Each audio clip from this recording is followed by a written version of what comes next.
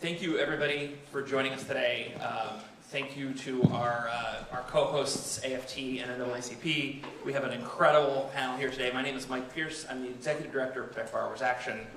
We are a new 501c4 nonprofit that was created in the aftermath of the disastrous Nebraska v. Biden decision by the Supreme Court that stripped away student debt relief from tens of millions of working people. We would not be in this fight without this incredible panel of experts and advocates and elected officials who have just been in the trenches with student loan borrowers for decades, demanding better from the government. The student debt crisis is really a crisis of faith in government. The government is the largest creditor in the student loan market, is one of the largest holders of consumer debt on the planet. And the fact that people struggle with student debt, disproportionately people of color, disproportionately working people, that's a public policy choice. And your vote matters. So we are here today at the Democratic Convention to talk about student debt. We're here to talk about the economy. We're also here to talk about organizing and how you can demand better from the government by voting and by holding politicians accountable and by holding the government accountable. So with that, I'm happy to hand this off to my colleague Aissa for our wonderful panel. We'll keep it very short today.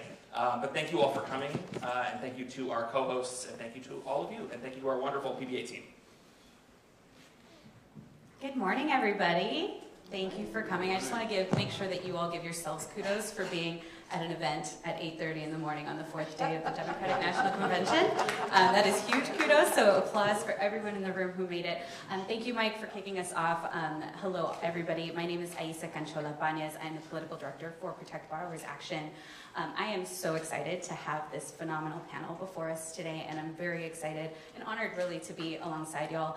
Mike is absolutely right. You know, this movement is one that over the last decade has made truly unprecedented progress. That is due to, borrowers from all walks of life really sharing their stories and demanding more from their politicians. But it's also been because of these phenomenal leaders, these advocates who have made it a core part of their policy agendas for policymakers at the federal level and at the local level, listening to folks in community and advancing policies that actually push forward the systemic change that so many borrowers have been calling for so long. So without further ado, I'm just going to do a brief lineup because these folks need no introduction, but I am just so excited to be able to get the chance to. So we've got Derek Johnson, president of the NAACP. We have Carmen here with Vice President of Policy and Advocacy for Unidos US. Randy Weingarten, President of AFT. Congresswoman Ayanna Pressley from the Massachusetts 7th Congressional District. Congresswoman Ilhan Omar from the Minnesota District 5. And Mayor Quinton Lucas from the great city of Kansas City, Missouri. So we're just going to kick right in, or we're just going to jump right in, and I'm going to propose this question to the full panel. And Derek, if you don't mind, I'm just going to look to you to go first, and then we can go this direction. So, over the last decade, as we said, we've really seen student debt as an issue kind of shift from an issue that really was swept under the rug by policymakers and even dismissed as both an individual failing, a moral failing on behalf of borrowers, to one that we really see now as like a product of systemic failures. And we've also seen student debt relief kind of shift from this radical fringe policy intervention to now one of the most impactful and notable economic policies of the Biden-Harris administration. And so a lot of that is due to y'all's work. And so why was it so important for your respective organizations or as policymakers for you to be in this fight to cancel student debt? Well, it's part of our mission. If we're not improving the quality of life for African Americans in other communities, we're not doing our job. And what we see as a problem, others see as a solution. And the solution side of this conversation was greed. People were seeking to have predatory practices in all walks of life. And in the education space, it was no difference, whether you're talking about for-profit colleges or charter schools or student loans. It's all a part of the encroachment of a greed proposition that created problems for the majority of people.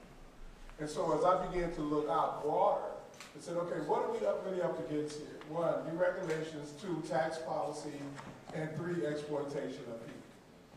And how do we begin to address it? Well, let me start with the real question. First is, how do we close the wealth gap? And if the wealth gap is continuing to get wider, what are the anchors? 1, the lack of home ownership, lack of entrepreneurship. You can't get there if your income debt ratio is too high. What's preventing it? Medical bills, student loan debt. What is the number one employer of African Americans? The federal government. What policy change can happen? Is a tweak in the regulatory policy, not adopt a new law, which simply says that public service loan forgiveness should apply much more aggressively than it was. That created space for over $1.6 billion getting to real people who work every day. School teachers, police officers who took out loans to advance, because what do we tell kids? Get a good education, go to college, and get a good job. They got a good education, they went to college, and they got good debt. The panel is over. Thank you, everybody. Carmen, did you want to share for Unidos perspective? Yes. Here I'm representing, right, the Latino community. Student debt affect Latino community disproportionately when you compare to other communities. And actually, when Latino students end up studying, and if they get a degree, sadly, in many cases, because of the high cost of education, they incur in debt and they cannot complete the degree and they have to drop out. They end up with a 9% higher rate debt than when they started, and which is very high when you compare this with the white counterpart. So for our community, it's an issue, like Mr. Johnson said, about mobility, economy, actually closing the wealth gap. The other thing that we've seen at Unidos in surveys that we've conducted is how Latinas face a greater burden on student debt. And this is because there is another pervasive issue that we have also studied and did a survey on, and is the wealth gap for women. We have not been able to close that, and there is a gap for women in general and Latina women, particularly when we looked at it. So that also creates an issue and a crisis for our community when we're looking at student debt. 52% of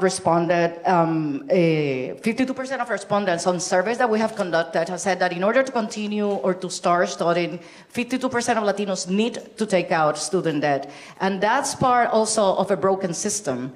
And like he was explaining, the cost of education has increased from, in the past 25 years, the average cost was $14,000, and now we're looking at $20,000.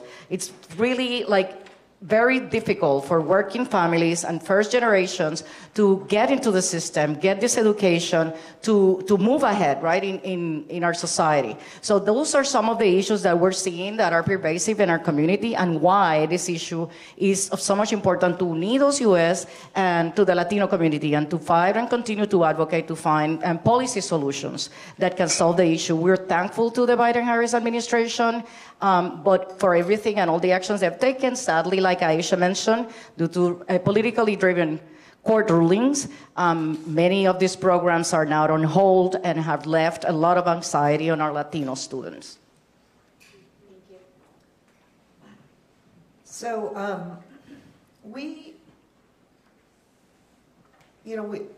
want to kind of riff off what Derek has said initially about the generational gap, or the generational wealth. And so hold that thought for a second. We started doing this work because we're constantly, surveying our members to see where they are, what their needs are, what their aspirations are, and listening. And about 10 years ago, maybe a little bit less, we had a survey of members on student debt. And Mike and Sarah are laughing because what we saw, it was the first time we ever broke confidentiality, because that shame and that sense of despair just showed up really bluntly. And so those of us who had gone to college a generation before that and had, been able to overcome issues including predatory practices. It's just different now, and it was different from about 10 years ago, and the recessionary forces of 2008 made it different. And so we said, we actually have to take this on in a meaningful way. And so it became, what do we do to not only call out the issue, but how do you solve it? And how do you make it clear that this is not about shame, but this is about deep-seated both inequalities in America, and that's where I get back to generational wealth, or that's where I get back to the wealth gap, and failure of policy. And so that's what started us on this journey, that survey. And then we have done things in 3 different buckets. One is helping. That's why every week we have a student debt clinic. Another is trying to push people to do policy. But frankly, we have amazing advocates and allies. But the third is taking on the greed. And that's why we have sued Navia, DeVos, and now Mohila.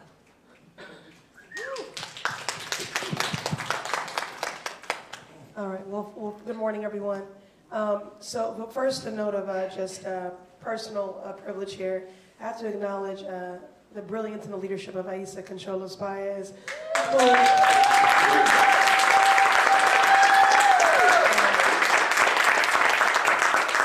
an incredible strategist and coalition builder. And I've had the privilege of bearing witness to that up close and personal because she was my legislative director and was really a key architect in the early phases of launching this movement. So thank you, Aisa. So again, I represent the Massachusetts 7th Congressional District, vibrant, diverse, dynamic district, one of the most unequal in the country, in a 3-mile radius from Cambridge, as many of you know, home to MIT and Harvard, to Roxbury, the blackest part of my district. Median household income drops by $50,000. And so I remain squarely focused on how do we address those inequities because they are the consequence of what I would characterize as policy violence. The fact that we have a $10 trillion racial wealth gap is a problem for everyone.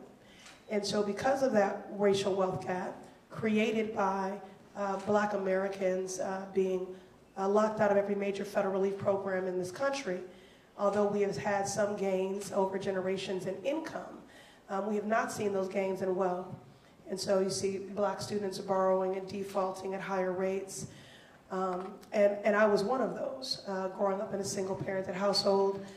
Again, we're told we live in a meritocracy. Education is the great equalizer.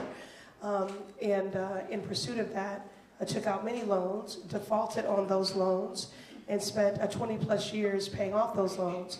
In the meantime, my credit score crashed at a time when I was just starting to build one. And that affected my life in every single way. And so when you talk about shame, I think the reason why when we first started to talk about the issue of student debt, most people didn't realize how many people are burdened and struggling because of the shame. People were not telling their stories, and that is the power of this movement, because we created space for people to tell their stories. And that's why we've been very intentional in not calling it forgiveness, because borrowers don't need to be forgiven anything. They've not done anything but exactly what we told them to do. So we took this on, our office took this on, because it's an issue of consequence to our constituents from every walk of life. A $2 trillion crisis, 2/3 of that debt squarely on the shoulders of women, and also an intergenerational issue. It wasn't just millennial and Gen Z being denied an opportunity to purchase a home, grow a family, start a business. It's also elders in my district, 76 years old, who cried in my arms, I'm gonna die still paying on this debt. I owe more now than I even took out. Elders on fixed incomes, who had their benefits garnished because they had defaulted on their loans. parents who are still paying off their own loans and now paying off their children's loans. So we leaned in because I think, you have to be proximate to the pain, and there was plenty to go around. So that's why we've taken it on. It's an intergenerational issue, a gender justice issue, a racial and economic justice issue. And it has been overwhelming to now run into people whose lives have already just been completely transformed. And we first saw it, now stop here after these 2 quick points. During the pandemic, many of us advocated for a pause on student loan payments. And that was sort of a wonderful pilot. We saw, even with the American Rescue Plan funds, many presidents of HBCUs stewarding those dollars to do student debt cancellation for their students. For borrowers that were able to, not make those payments monthly, basically paying a mortgage before you have a mortgage, they were then able to use that for other things. And so we were able to take that back to the administration and say, here's an example of just how game-changing this can be. This is what has happened in this 3-year period. Imagine what this would mean for people for the rest of their lives.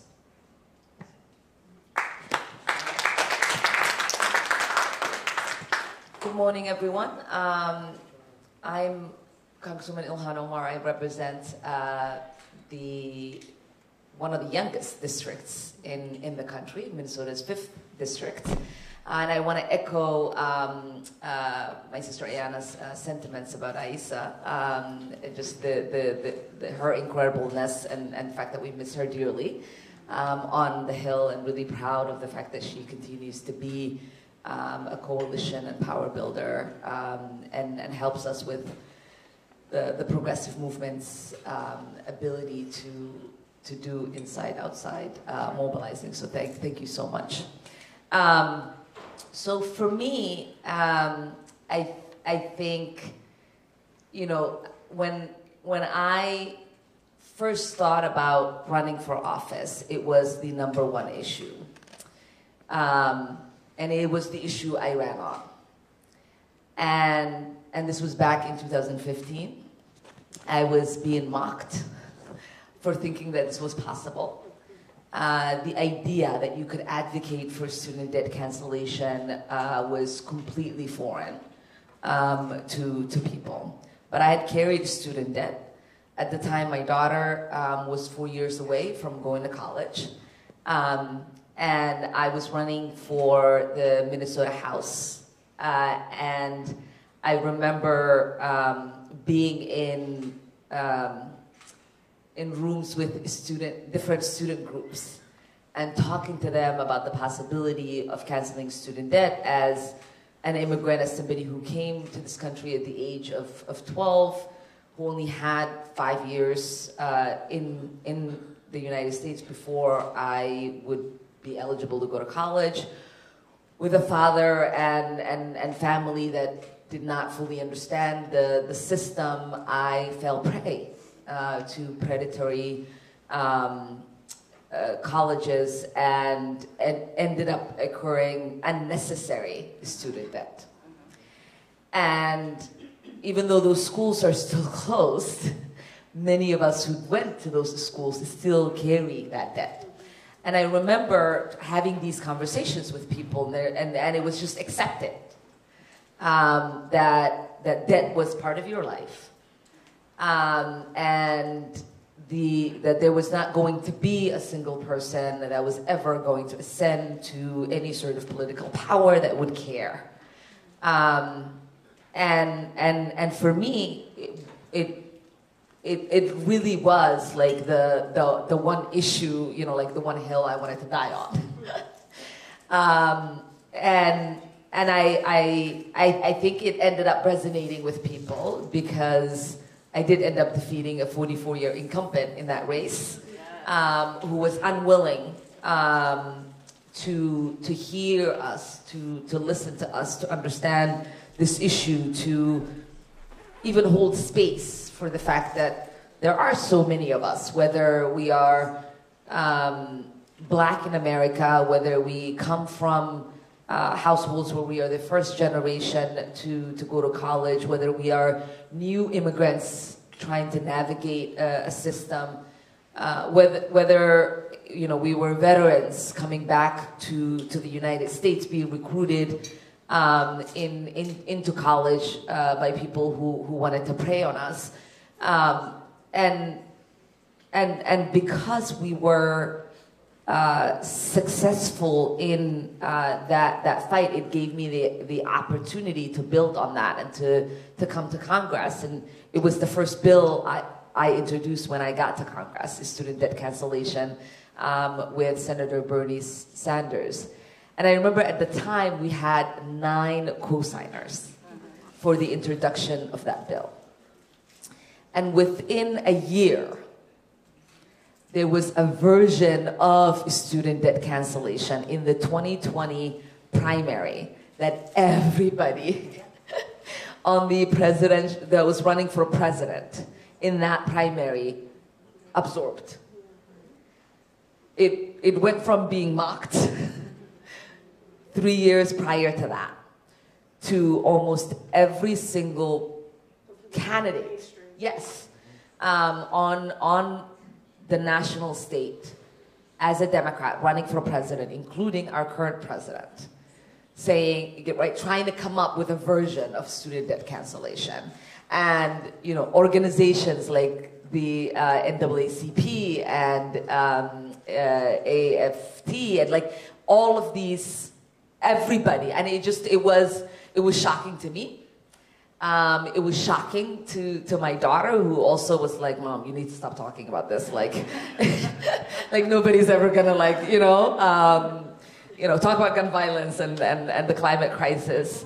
But I am so delighted that not only has it not become mainstream, but it's become the issue of our generation, and that we have been successful with the help of so many of us to now have a president that has canceled student debt for 5 million Americans, and is willing and ready to do it for so many people. Every day, like, I pinch myself to see this reality, that there are these kind of panels and at 8:30 in the morning where I don't think I'm even awake yet. That there are people willing to come and be part of this conversation, because I folks who have been in this fight know that it has been an extremely lonely road for a really, really long time. And I do think we all deserve our flowers now that everybody has absorbed it. So I won't go too long. Quint Lucas from Kansas City. And I come to this in 3 areas in this conversation: our humanity, what we need, and greed that's part of the conversation. First of all, on humanity, and it's already been hit on already. When I was growing up, I'm the youngest of 3, had a hard-working mother who worked her tail off every day. We struggled, and I would hear people, and I would hear the political discourse, and they would talk about families like mine. But I was like, no, my mama's out working. She's trying to go to school. She's trying to take care of us. She is doing all the work in the world necessary and still has all these impediments to getting ahead.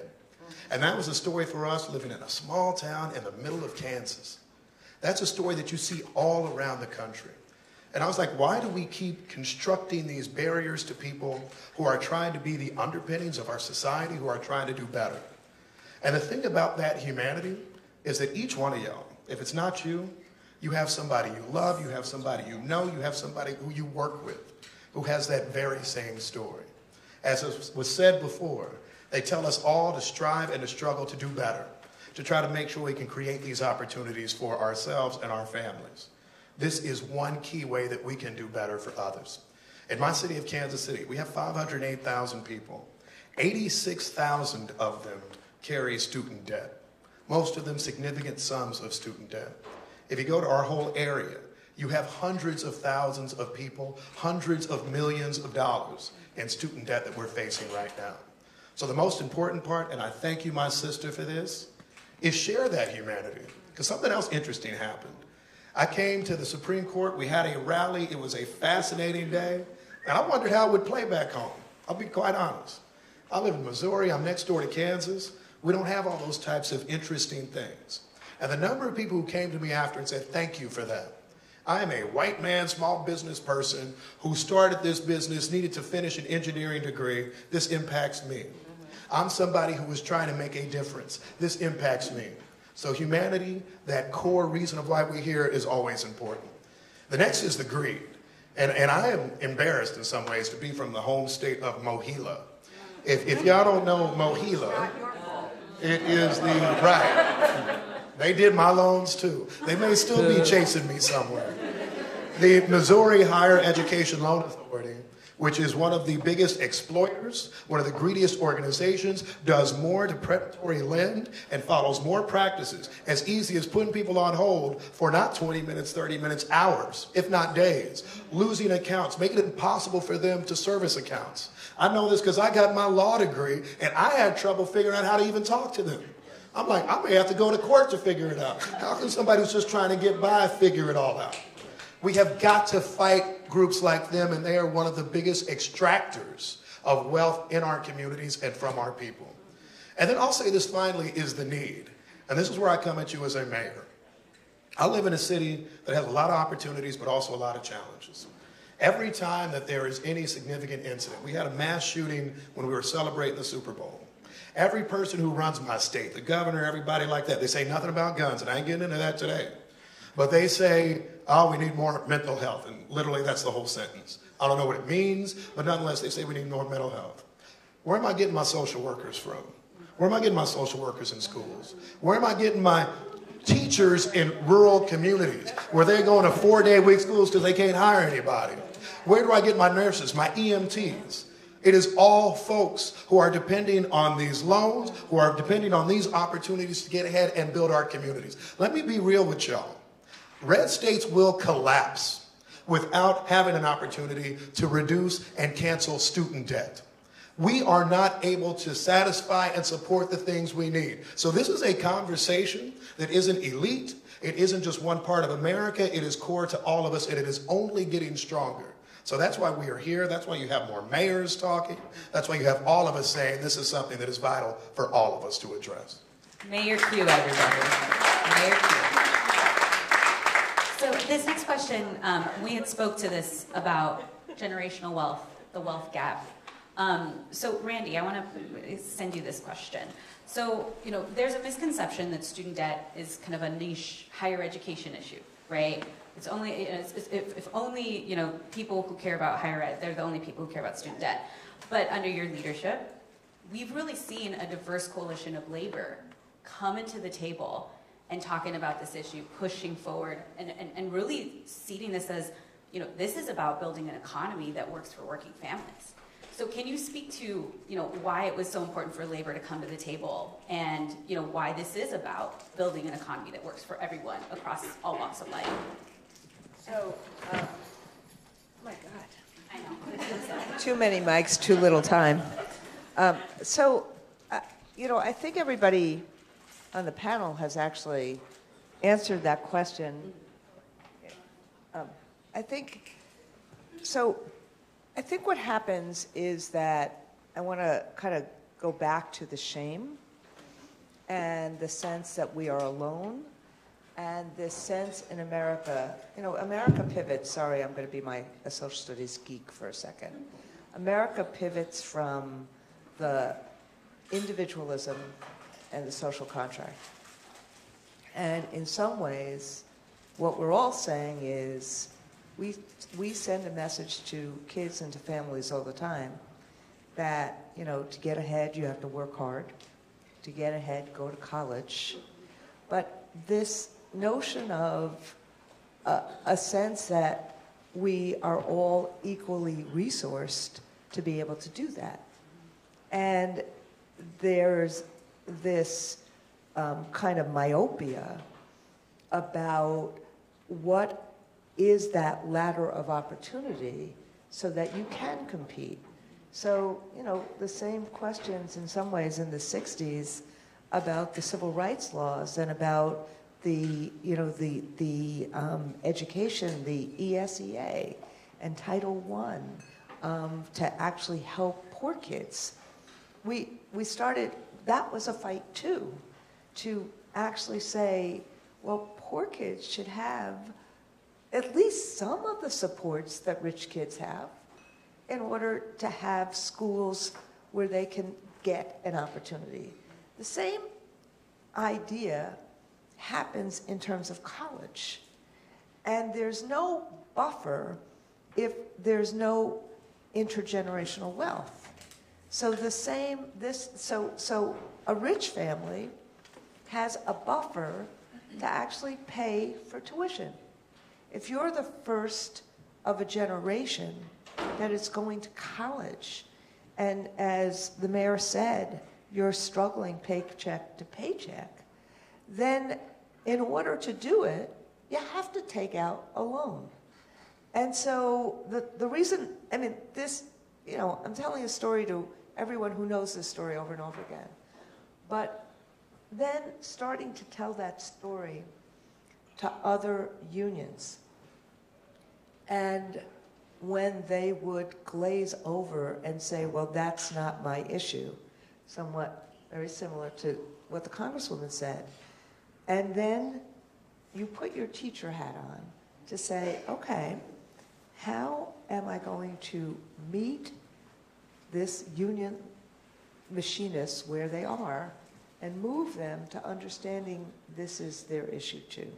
Now, when we had some webinars between the NAACP and the AFT early in the 1920 election process, that was a message to people that we're all in together. When we started doing some of this stuff together, that's a message of, oh, we're all in together. So it's the organizing, but also telling the story that shows that this is an issue for all of us. And I think that that's how it changed. And I'm going to say one other thing, which, you know, we talk a lot about the impact of Black and brown families. And I'll never forget this, excuse my language, the bullshit that I've seen many times during at the beginning of COVID, but at the beginning of the 2008 recession, of the blaming people for getting laid off. And I used to, at that time, tell the story. You know, a lot of people think I'm privileged. Look where I am. Look what job I get to do every day. I will never forget the day that my father came home after being laid off from Curtiss-Wright. He was an electrical engineer with tears in his eyes and needing 2 years to get another job in that field. And then what happens to families who are then trying to get ahead? And I think that we have to tell these stories enough that people see that this is part of the promise of America. But we kept on not yelling at people, but just trying to meet them where they were and explaining why this was so important. And now you see the head of the UFCW saying, that's my family. And for me to get ahead, we have to do this. And so all of a sudden, when you have other people starting to say this, that's how we go from, you know, mocking to not only mainstream, but to this being a muscular way of not only creating wealth in this country, but creating opportunity in this country and creating that economic American dream. President Johnson, I'm going to direct this next question to you. So earlier this year, Protect Borrowers Action commissioned one of the largest polls to date, really looking at understanding the voter sentiments around student debt relief. And what we found was amongst Black and Latino voters in particular, younger Black and Latino voters, they saw student debt relief as one of the most important electoral issues in this upcoming election. And what we also found, and I think this is so fascinating because it goes against everything that you might hear and see from haters on Twitter and all of that, but that Black and Latino voters in particular thought that student debt relief would make a positive impact on their lives regardless of whether or not they themselves were still paying off their loan debt. right? And so you hear all of these things about like, well, I paid off my student loans, or I wasn't dumb enough to take out student loans, all this just negative rhetoric. But we found when we asked real people how they felt. So, I know that NAACP is out in community, getting folks registered to vote, getting them mobilized and ready to understand what's at stake. So how does that align with what you are hearing in community as NAACP getting Black voters ready to mobilize ahead of this upcoming election? Yeah, it was never a question among any of our members when we ran across that student loan debt was an issue. It was an industry-driven campaign to plant surrogates to say that it wasn't fair or people don't care about it. And so you have to know when the industry is planting people. This fight is no different than the payday loan fight. It's no different. Mohila makes hundreds of millions of dollars off of money that was never theirs to start with. It's not their money. So think about it. It's Randy's money. She contracts me to answer the phone. That's Mohila's job. They got a contract to answer the phone and send letters. And if Randy says, you know what, I want to forgive this debt. Well, Mohila said, wait a minute, I want to continue my contract to answer the phone and send letters. That's what this is. And that's what happens every day. And so oftentimes we go down rabbit holes around the nuance of some conversation, but when you unpeel it, it's very simple. It's the taxpayers' money. They gave $2 trillion in relief during COVID to business interests. Why the hell we can't give $2 trillion in relief to hardworking people who was led astray based on a marketing strategy to get people to sign up for ITT if you want to be a truck driver. Come to the beauty school so you can be a nail tech. By the way, some of those schools, we still haven't canceled the debt for some of those bars. They have not been made whole. And the push between now and the end of this administration is make sure we make that happen. Or Say that part. the push between now and the end of this administration is make that happen. And plus, still have not been completely addressed. Right? And then you overlay that with the sheer greed. I live in, you name the state, I'm high wealth, I don't want to pay any more taxes, so I want to fund a campaign to cut state taxes, but the states still need to pave roads and do all its functions. Well, how do we make up for this tax cut for this 1% and 1% of our state payers? Oh, we can raise tuition. And an increasing tuition during a time where Pell Grants haven't had an increase in 30 years. During the exact same time, you had a huge influx of first-generation college goers. Over the last 30 years, you have more first-generation people to go to school since the GI Bill. And guess what those people look like? Poor whites, blacks, brown, and first-generation Americans who are all pursuing a dream. And oftentimes, born in zip codes that didn't prepare them to qualify for scholarships. And so it was a system designed because some ultra-rich individuals didn't want to pay their taxes. We're the only nation who purport to be leading to do two foolish things.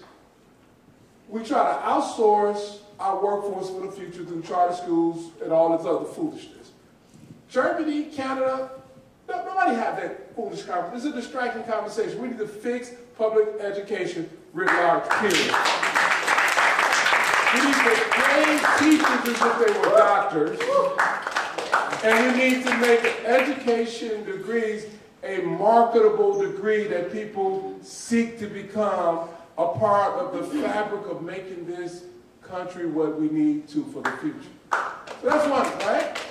And then over here, we diminish the development of our most talented communities by exploiting them financially through this whole issue of increasing tuition and making college almost out of reach unless you take out a loan. Oh, by the way, you can't, well, your mother can, your father can through Parent Plus, and there's no relief for them. And for some of them, they're putting up their meager equity in their house to try to give their child an opportunity. Canada doesn't do that. Germany isn't doing that. France isn't doing that. Japan isn't doing that. So why are we doing that? We have to stop saying we are leading democracy where we suffocate access to the polling place and we suffocate aspirations of our most talented individuals in this country. And that's our young people. So, Kevin, before the Supreme Court struck down the program, President Biden and Vice President Harris's original debt relief program would have made half of all Latino borrowers completely debt-free. And 90% of those resources would have flowed to folks earning below $75,000, right? So when we're talking about a policy that is not regressive, right, that is not an Ivy League giveaway, none of those things, how is it that we can better communicate, or what are you hearing from folks when you are with Unidos, working in Latino communities, encouraging them to register to vote and get engaged in this election, to really emphasize that this is an issue that is core to building and achieving economic stability for Latinos? How do we better communicate that, and what are you hearing from folks? Sure. Thank you, Aisha. No, I see. Yes. Yeah, and like I said, student loan borrowing is an issue for our community, and it's top and center priority. And we have done surveys at Unidos US. We recently released an economic survey, and we were able to put some questions there regarding student loan because it's impacting the Latino economy, and as a result, it's impacting the nation's economy and having a detrimental effect. 6 out of 10 Latinos says that student loan is impacting their mental health and well-being. And 7 out of 10 Latinos are saying that they need to make a choice between healthcare, childcare, and economic mobility. Homeownership was mentioned already. Homeownership is a wealth, a stepping stone to move forward in our society, and Latino students and Latino professionals are having to stop from buying a home because they have now, they're burdened by all this student debt. So the impact that this is having in our community, it magnifies across the nation because of the impact that Latino has. So it's basically the same thing that we've been hearing the panelists. So I'm going to go a little bit more personal on what follow up on what Mr. Johnson was saying, and an experience that I had yesterday. It felt like 3 days ago because I had to get up at 4 o'clock in the morning to go to the center for an interview at 7. I've never seen myself at that time, so it was very interesting.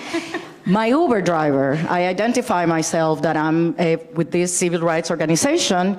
Her name was Alba, from Venezuela, single mom with 2 kids. And I'm trying to prepare for the interview. I'm nervous, and she's like, I'm sorry, I'm sorry I'm gonna cross the line here, but I need your advice.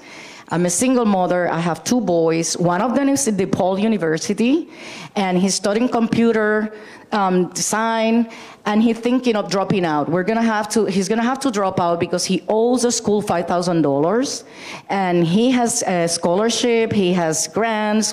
I have written to the major, I'm writing to everyone because I owe this $5,000. He's not gonna be able to register. What can I do? And he's gonna drop out. And I started to think and talk to her, didn't tap into loans. The Latino community is very averse to getting into borrowing money. And so I didn't want to go there, but I asked about other grants, if they have explored grants for Latinos and scholarships, that I was going to help her, that I needed to think about it. And at the end, she brought up the loans. Her son does not want to get into debt. to finish his degree. We got to the center, and then when I got out of the car, I said to her, he's gonna have to look into that. I don't want a Latino student who's eager to study, to get a degree, to drop out of DePaul University because he owes $5,000 and the school is not letting him to register. And at the end, I closed the door, and then I said to him, and I said to her, listen, I'm a single mom. I was a single mom for 20 plus years. I have 3 daughters. I have a law degree, and if it wasn't for that, I would not have been able to raise these 3 girls. They all have chosen careers, not in politics because they wanted to go against me. I used to work on the Hill, but in public service. I have one working at PBS, one is a school counselor, and one just graduated as a social worker. These, thank you. These are careers also in education that are so important for our society. We need bilingual educators, we need cultural competency, but then at the same time, you're incurring debt and you're gaining these careers that they don't pay enough for them to be able now to pay the student loans. But I'll go a step forward. They got into their own student loans, but like Mr. Johnson mentioned, I got into mine. There's no relief for me. I'm probably gonna continue working for the rest of my life because the last one graduated and now I have to pay the loans. But for me, there was no choice. I could not afford these colleges, and this is in-state tuition. These are not Ivy Leagues. This was the cheapest actually in the state of Virginia, and there was no other way for me to do it. So these impact our community at all levels. And I appreciate and thank you for making this an issue. And we need to talk about it. And there cannot be the shaming that there is, like why you did that. I don't come for, it's not first generation, but there's no wealth. And that's we see it in our community. There's children, and I saw it in school when my students were studying. I was in North Arlington. They had the money. And also I have to say, they have the tax gimmicks to be able sometimes to get the assistance that I was not gonna do or able to get. So now, for the rest of the time, we'll be paying this debt, but they have their degrees and they're serving our communities. But we need to work together and continue to advocate because this is systemic. This is there, like he explained, to keep things and obstacles and hurdles for our communities the way they are. Thank you, Carmen. So I'm going to pose one last question for everybody. Mayor Q, you talked about Mohila, which we are not big fans of them, of course. But your Attorney General is keeping himself busy trying to use the courts to block every aspect of President Biden and Vice President Harris's work to protect borrowers, to make monthly payments more affordable, to cancel student debt. The other side has made this issue one of their core rallying cries and mission to just block this relief from millions of their own constituents. Project 2025, which I know we all have been talking plenty about, also takes direct aim at a lot of this work. So eliminating the Department of Education, eliminating public service loan forgiveness, eliminating the SAVE plan, and really putting folks in the position where they would have to pay off their debt for the rest of their lives. So why is it so important that we also remind folks that this issue that we made so much progress on will also be directly under attack because if Project 2025 was to be implemented? So, and I know you're the Project 2025 expert. I will start. Everybody will get a chance to answer this question as well. Everybody got it. I will start with this and how to put it in some ways delicately. I feel like extraction of black and brown wealth is the basis of urban economics. If you go to any of our cities and see the number of things we don't run, we don't own, all of that, but what is extracted from us, then you start to understand why cities are the way they are. It's not a bunch of progressive black folks that started taking over back in '62 and then all of a sudden things look that way. It's the fact that you have people who are averse to change, who are averse to progress for our community. And I think you also see that in statewide politics. So to my beloved Attorney General, we've already described a number of people who are most negatively impacted by this issue. While it does impact many a white person in many parts of a state, if you have a story of black women of Latinas, of so many others who are impacted, that is a political market that they love to attack to show their difference and try to show their strength. That is half the discussion. I have a fascinating United States Senator in Josh Hawley who talks about masculinity all the time. I don't know why he's doing that, what's that all about, but he's trying to, it's very weird, very much so, very weird. And so, no, it is about divisiveness. It is about trying to bring us apart, and it's something that is core to them in connection with reminding our voters of the importance. First step, remind everybody of the stories and how it relates to them. Remind them, and I have appreciated this from the panel, it is not an underwater basket weaving degree from Dartmouth. Instead, my story was my mom going to junior college to be able to actually just get a secretarial job at the bank because they paid better. It is people trying to become a mechanic at a place that's going to actually let them have a reputable job. It is people that are getting the degree and being able to be a truck driver, any number of things that are core to our economy. So remind them of the importance of the position itself. I think the other thing that is important for us is the very real threat that not just Project 2025, but that the previous Trump administration already did. In my, I won't get too boring, lawyer, in my United States Court of Appeals region, President Trump appointed 7 of the 11 judges. 7 of the 11.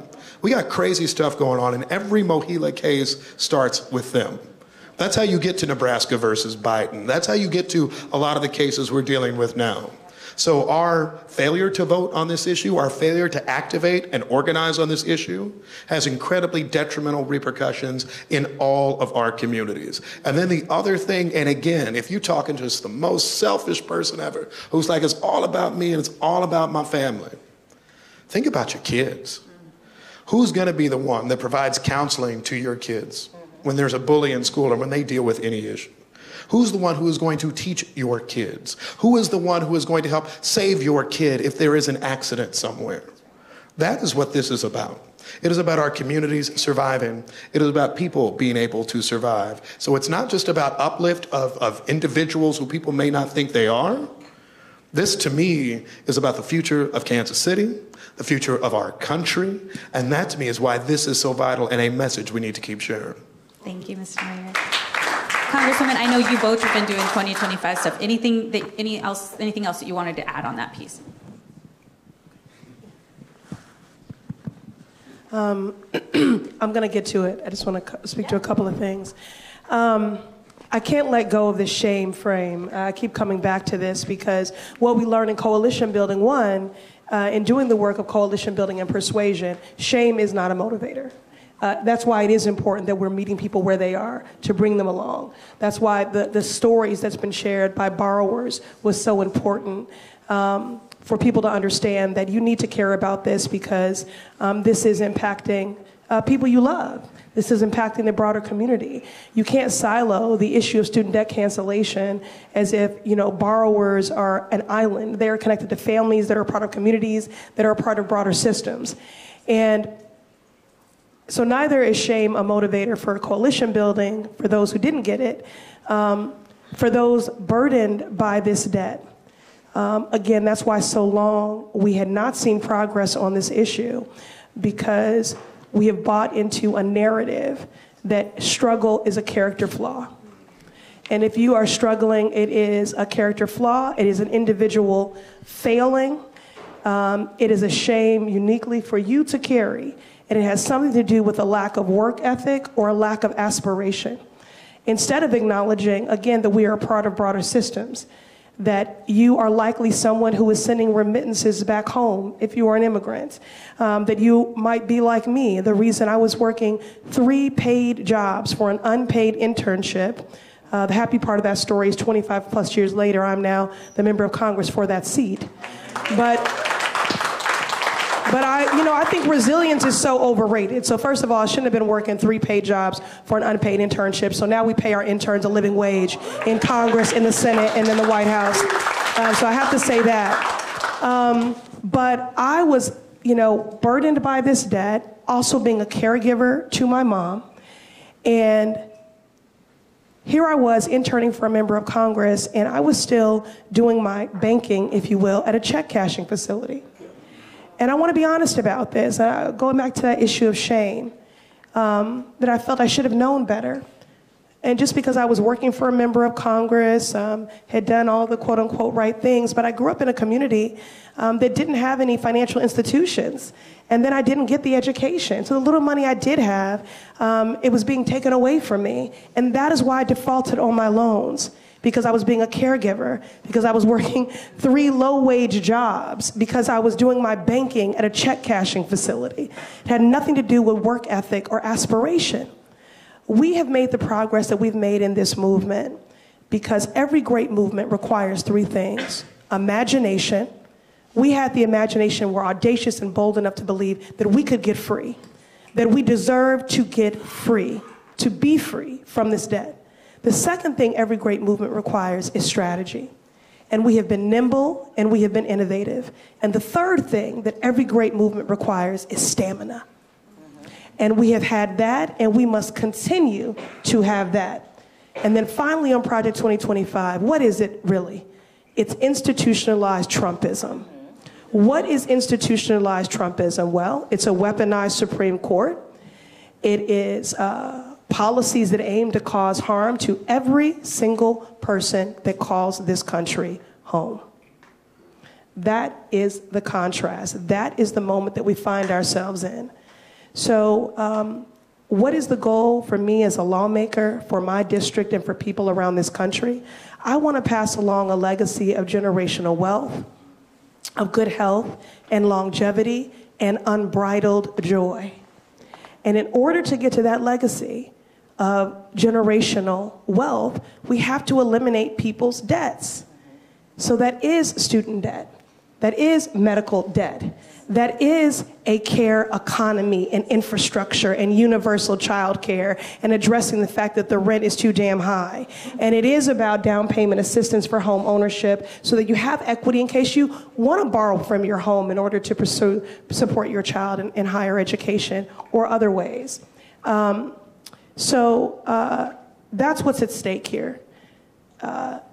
We did all of this work, and we cannot have a dismantled Department of Education. I don't think that we can even fathom the level of distress that this would cause. I'll just go through some of it. I mean, we've talked about it from a workforce perspective. It's the best retention tool, public service loan forgiveness, for keeping educators in the classroom and talented people in government and public sector jobs. It's core to our economy. And a gutted or shuttered Department of Education, again, the scale of the damage is not fathomable. We're talking about massive education equity issues, racial injustice, deeply inadequate funding, and no oversight to protect the civil rights of students in our public schools at the federal level. So here you have Project 2025, institutionalized Trumpism that wants to cause harm to every person who calls this country home and control every aspect of your life. And here we have the Democrats, and Kamala Harris and Tim Walz, who want economic opportunity to be a birthright. And we deserve that kind of freedom. And so the fight continues. Amazing. We could obviously talk about this forever, but we do not have that luxury, and I know I have staff that need to get y'all to your next gig. So please give a round of applause to our fabulous panelists today. Thank you all so much. Thank you all for coming. We really appreciate it.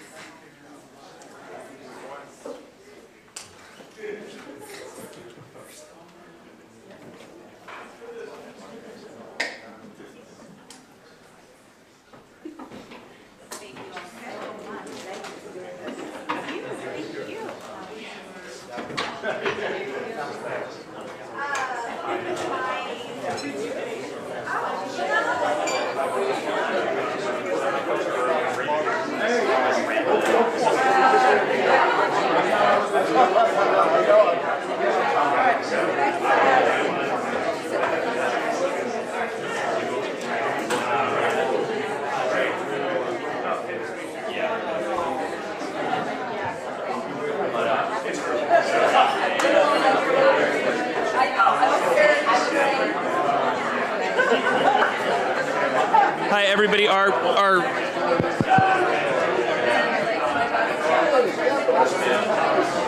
hello, hello, hello, hello, hello.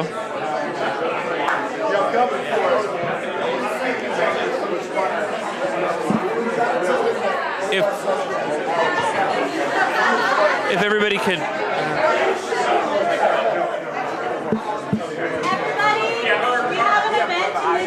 Right now, so if folks can go into the hallway to socialize, you're more than welcome, but we need to clear this room. Yeah, that was good. Yeah, seriously, amazing job.